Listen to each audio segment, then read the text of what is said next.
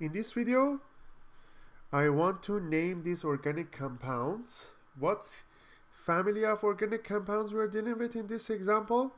We are dealing with alkane because we have only single bonds. So the main branch is here. We need to first of all count how many carbon atoms we have. We have 1, 2, 3, 4, 5, 6, 7, 8, 9. One more time, 1, 2, 3, 4, 5, 6, 7, 8, 9. So we are dealing with nonane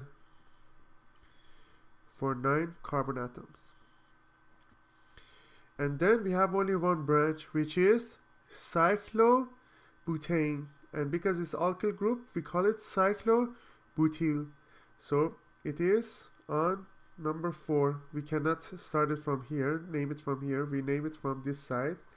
So here we have 1, 2, 3, 4, 5, 6, 7, 8, 9.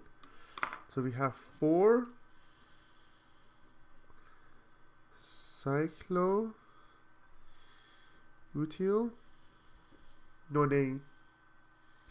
That's basically the name of these organic compounds.